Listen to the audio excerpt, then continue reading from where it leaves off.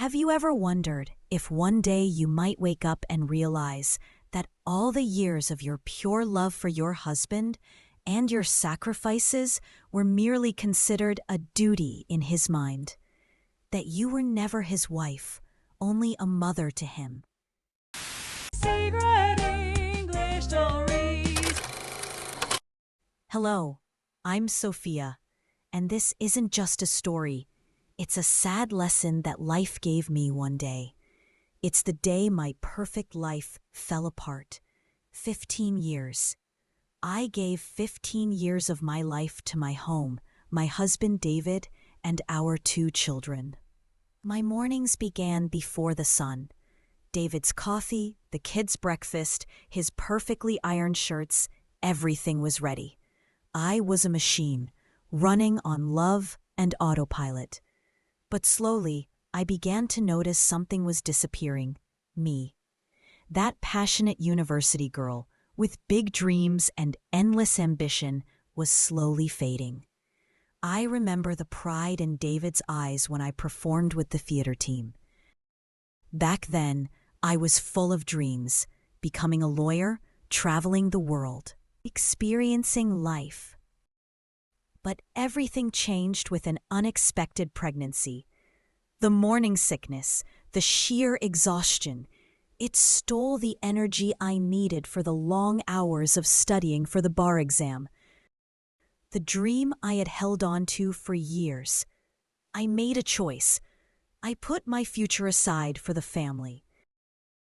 I told myself it was okay, that one day these sacrifices would be seen and appreciated. The truth was, they weren't. In the early days of our marriage, David, a recent graduate, had an ordinary job that barely covered our expenses. Because I loved him, I did everything I could to support his career. I spent less and less on myself to help stretch our little savings to cover the household bills. When the children came, the expenses tripled. David worked even longer hours, often going on business trips.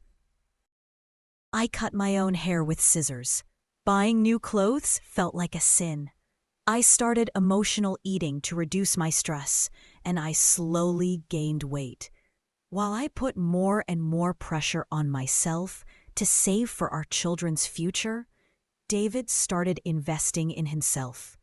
He said he needed to look neat and stylish for his career prestige and promotions. Day by day, he became more elegant and more polished. Sometimes he looked down on me and he said, "Sofia, you should take better care of yourself.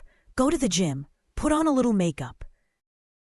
And I'd force a smile and reply, "I'm happy with this life."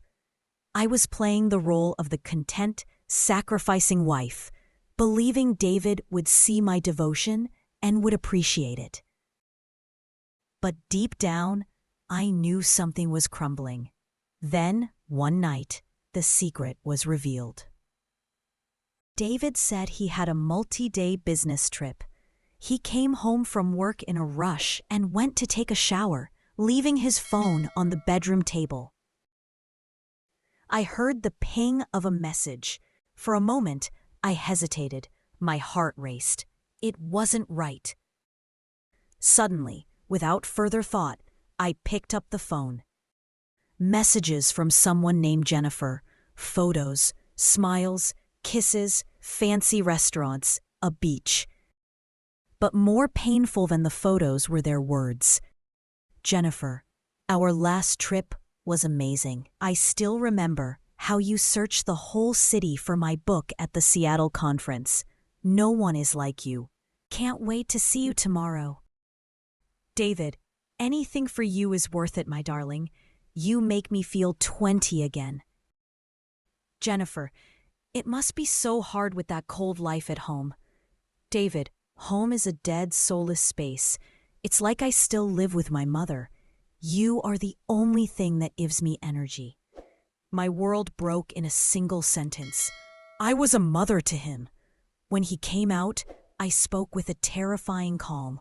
"I know you're seeing her again tomorrow."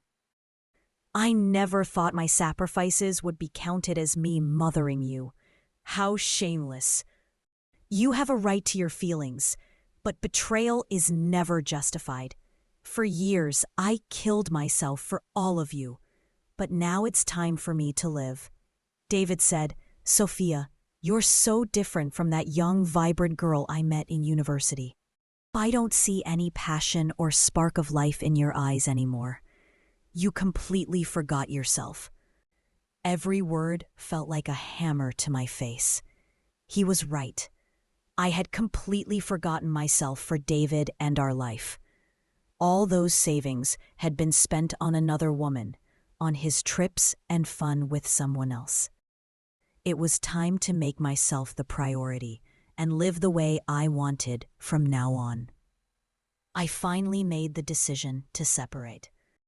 The divorce was hard, but it was the beginning of my new life. I used the money from the settlement to find a small, cozy apartment for me and the kids. But the best part? I started my own small business. I remembered the skills I had learned in my youth from acting and voiceover classes. I turned my living room into a small studio and started offering voice acting and coaching classes. It was a skill I had buried for years, and now it was my source of independence and joy. It was hard, yes.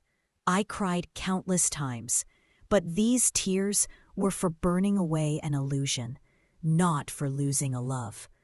And now I want to say this to you. Just as I one day told my daughter, love is like a plant. You have to water it, but if you give it all your water and you stay thirsty, you will wither away. Always remember, you are a partner, not someone's mother. A marriage is about two people growing together, not one person being destroyed for the sake of the other.